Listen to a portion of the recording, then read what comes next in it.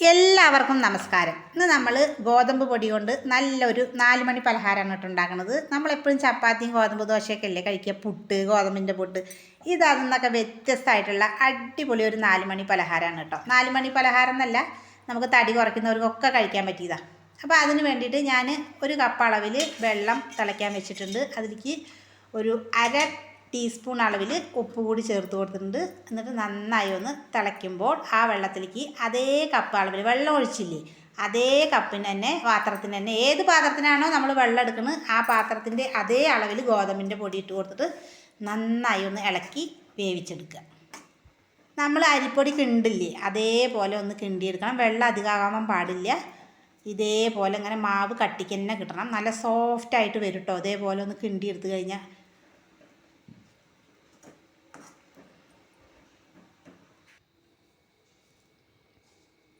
കണ്ടില്ല, ഒരുപാട് അങ്ങ് ഡ്രൈ ആവണ്ട. ആ വെള്ളം ഒന്ന് വറ്റി വരുന്നവരെ നമ്മുടെ ഗോതമ്പ് പൊടി അതിലിട്ടിട്ടൊന്ന് ഇളക്കണ്ട. നല്ല സോഫ്റ്റ് ആയിട്ടുണ്ടാവും കേട്ടോ. നല്ല റബ്ബർ പോലെ ഉണ്ടാവും ഇങ്ങനെ ആയിക്കഴിഞ്ഞാൽ. ഇപ്പം നമ്മുടെ ഓൾറെഡി നമ്മുടെ ഗോതമ്പ് പൊടി വെന്ത് കഴിഞ്ഞു കേട്ടോ.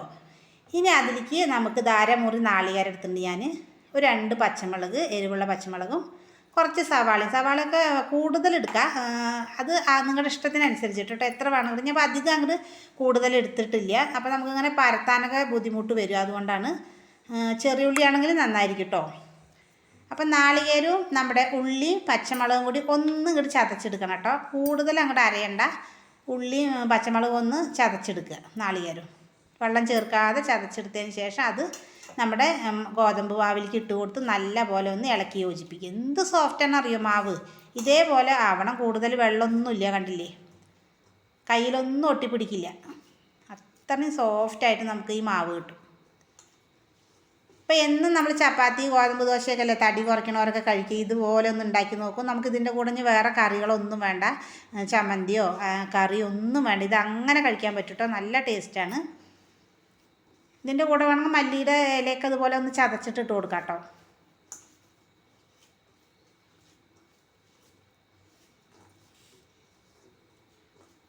പിന്നെ അതുപോലെ ക്യാരറ്റ് ഇട്ട് കൊടുക്കുക.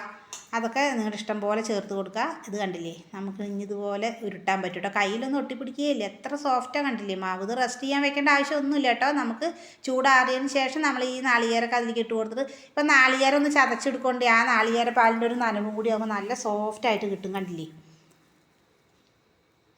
ഇതേപോലെ ചെറിയ ഉരുളകളാക്കി എടുക്കണം കേട്ടോ.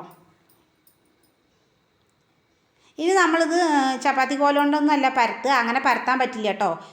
അത് ഒട്ടിപ്പിടിക്കും. അതായത് ഓൾറെഡി നമ്മുടെ മാവ് വെന്തതാണല്ലോ. അപ്പോൾ അത് ഇതുപോലൊരു ഇലയിൽ കുറച്ച് എണ്ണ തേച്ചിട്ട് കയ്യിലൊക്കെ കുറച്ച് എണ്ണ തേച്ചതിന് ശേഷം നമ്മൾ വട്ടുപത്തിരിയൊക്കെ ഉണ്ടാക്കില്ലേ, ഏകദേശം അതുപോലെ കൈ കൊണ്ട് ഇങ്ങനെ പരത്തുകയാണ് കേട്ടോ ചെയ്യുന്നത്. അല്ലാണ്ട് ചപ്പാത്തി പലകയിൽ വെച്ച് പരത്താൻ പറ്റില്ല. ഇതേപോലെ കൈ കൊണ്ട് നമ്മൾ അട ചുടില്ലേ, ഇപ്പോൾ അടയുടെ മാവ് പോലെ ആയിട്ടുണ്ട്. ഇപ്പോൾ ഇത് അടയല്ലാന്ന് മാത്രം, മധുരം ഇട്ടിട്ടല്ല ഉണ്ടാക്കണമെന്നേ ഉള്ളൂ കേട്ടോ.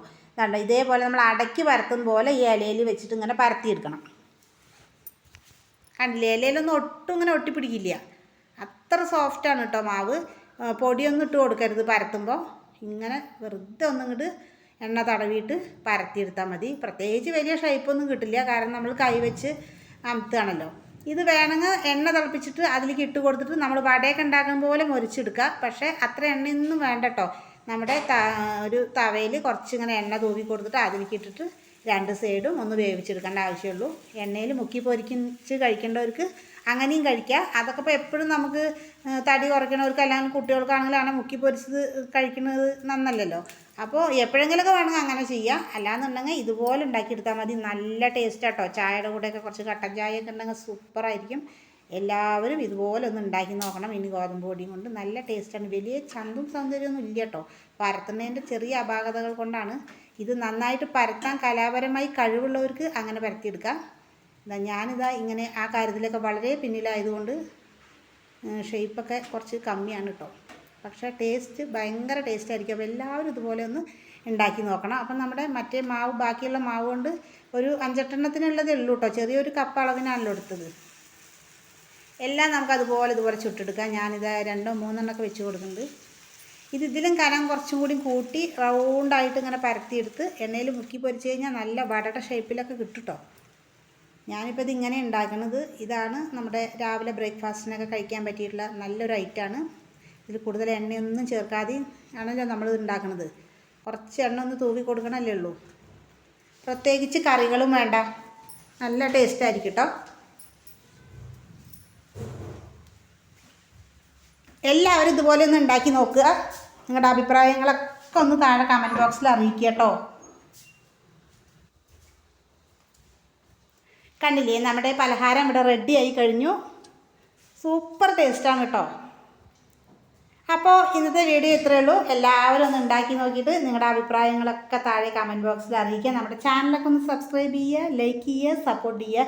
എളുപ്പം ഉണ്ടാക്കാൻ പറ്റുന്ന മറ്റൊരു വീഡിയോ ആയിട്ട് നാളെ കാണാം. ബൈ.